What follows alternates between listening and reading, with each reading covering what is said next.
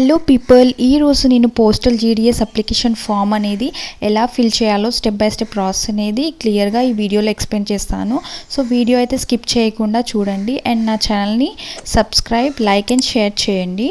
First step registration పైన click చేయగానే మనకి ఇక్కడ డీటెయిల్స్ అనేది ఇవ్వాలి. సో ఫస్ట్ వచ్చేసి మొబైల్ నెంబర్ ఇవ్వాలి. మొబైల్ నెంబర్ ఇవ్వగానే మన నంబర్ సేమ్ అదే నెంబర్కి మనకి ఓటీపీ అనేది వస్తుంది. సో ఓటీపీ అనేది టైప్ చేయగానే ఇక్కడ వ్యాలిడేటెడ్ అని వస్తుంది. నెక్స్ట్ వచ్చేసి ఈమెయిల్. సో ఇక్కడ మనం ఈమెయిల్ అనేది ఇస్తే ఇక్కడ మనకి ఓటీపీ అనేది వస్తుంది మన మెయిల్కి. సో అదే ఓటీపీ అని ఇక్కడ క్లిక్ చేయగానే ఇక్కడ వ్యాలిడేట్ అయిపోతుంది. సో నెక్స్ట్ థర్డ్ వచ్చేసి మన నేమ్, ఫుల్ నేమ్ అనేది మనం యాజ్ పర్ మన 10th క్లాస్ సర్టిఫికేట్ పైన ఏదైతే ఉంటుందో ఆ నేమ్ అయితే ఇవ్వాలి. నెక్స్ట్ వచ్చేసి father name and mother name, so 10th class certificate ప్రకారంగా. సో ఇక్కడ డేట్ ఆఫ్ బర్త్ అనేది ఇవ్వాలి. నెక్స్ట్ వచ్చేసి జెండర్, మేల్ అయితే మేల్, ఫీమేల్ అయితే ఫీమేల్. నెక్స్ట్ క్యాస్ట్ వచ్చేసి ఇక్కడ యూఆర్ అయితే యూఆర్, ఓబీసీ అయితే ఓబీ, ఎస్సీ అయితే ఎస్సీ, ఎస్టీ అయితే ఎస్టీ. సో సర్కిల్ అనేది మీరు ఎక్కడ పాస్ అయ్యారు, సెకండరీ స్కూల్ 10th క్లాస్ అనేది ఎక్కడ పాస్ అయ్యారు అనేది కూడా ఇక్కడ ఇవ్వాలి. సో ఇక్కడ సెలెక్ట్ సర్కిల్ అని ఉంది కదా, సో ఇక్కడ డిఫరెంట్ స్టేట్స్ అనేవి వస్తాయి. సో మీ 10th క్లాస్ సర్టిఫికేట్ పైన ఎక్కడైతే ఉంటుందో సో మీరు సెలెక్ట్ చేసుకోవచ్చు. సో నెక్స్ట్ వచ్చేసి ఇయర్ ఆఫ్ పాసింగ్, అంటే 10th క్లాస్ ఏ ఇయర్లో పాస్ అయ్యారు. సో మీరు 2015 అయితే 15, 14 అయితే 14, 2013 అయితే 13. సో మీరు ఏ ఇయర్లో పాస్ అయితే ఆ ఇయర్ అనేది ఇవ్వాలి.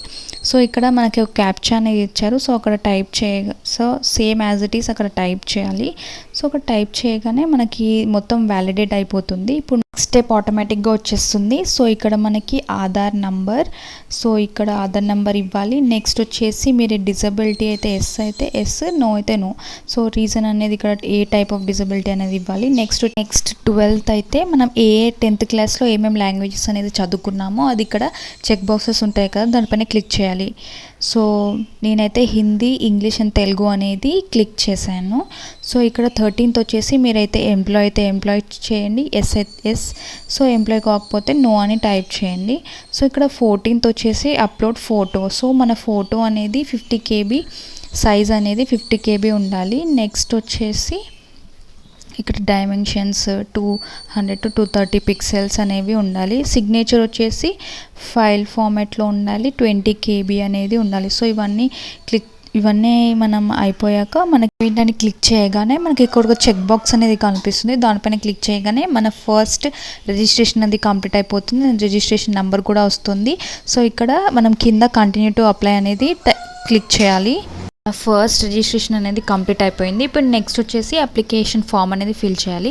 సో డైరెక్ట్ పేజ్, ఇప్పుడు ఒక పేజ్ అనేది ఓపెన్ అవుతుంది. రిజిస్ట్రేషన్ నెంబర్ అనేది ఆటోమేటిక్గా అదే ఫిల్ అయిపోతుంది.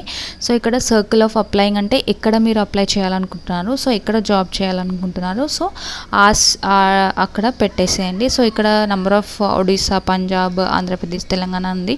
సో నేనైతే ఇక్కడ ఆంధ్రప్రదేశ్ అని క్లిక్ చేశాను. క్లిక్ చేసి ఇక్కడ సబ్మిట్ బటన్ పైన క్లిక్ చేస్తే నెక్స్ట్ పేజ్కి మీరు నావిగేట్ అవుతారు. సో ఇక్కడ చూడండి, సో మన ఒక ఓటీపీ అనేది మన నెంబర్కి అనేది సెండ్ అవుతుంది. సో ఆ ఓటీపీ అనేది ఇక్కడ మనం క్లిక్ చేయాలి. సో ఇక్కడ ఒక క్యాప్చా కూడా ఇక్కడ మనం టైప్ చేయాలి.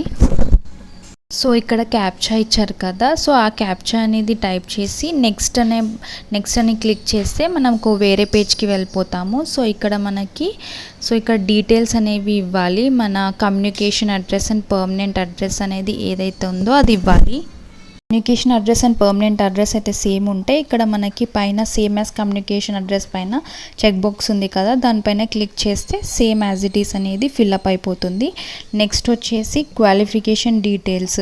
సో ఇక్కడ మీరు ఎక్కడ 10th క్లాస్ అనేది ఎక్కడ పాస్ అయ్యారో సో అది ఆటోమేటిక్గా టైప్ చేసి క్వాలిఫికేషన్ డీటెయిల్స్లో అయితే ఇక్కడ మన సెకండరీ స్కూల్ పాస్ అయితే అండ్ ఇయర్ ఆఫ్ పాసింగ్ అయితే ఆటోమేటిక్గా ఫిల్ అయిపోతుంది. నెక్స్ట్ వచ్చేసి బోర్డు. సో ఇక్కడ మనకి ఆప్షన్స్ ఇచ్చారు, మీరు ఏ బోర్డు అయితే అక్కడ మనం క్లిక్ చేయాలి.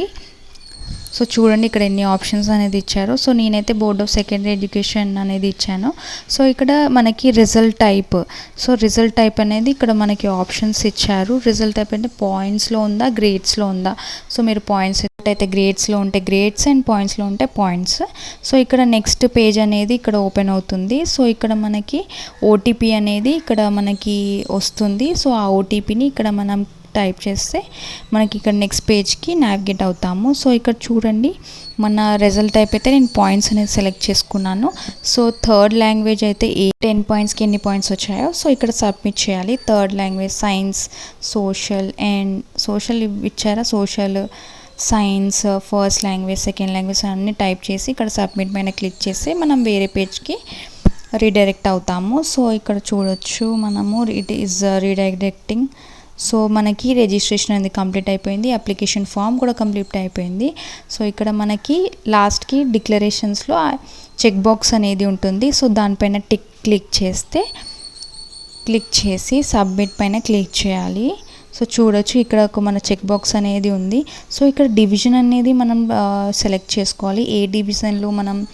సో నేనైతే విశాఖపట్నం డివిజన్ అనేది క్లిక్ చేస్తే ఇలా డివిజన్స్ అనేది వస్తుంది. సో ఆఫీస్ అయితే ఎక్కడుందో మనకి క్లియర్గా కనిపిస్తుంది. సో ఇప్పుడు మనం తిరుపతి డివిజన్ కూడా క్లిక్ చేయొచ్చు. సో అక్కడ మనకి ఎన్ని ఆఫీసెస్ ఉన్నాయో అవి వస్తుంది.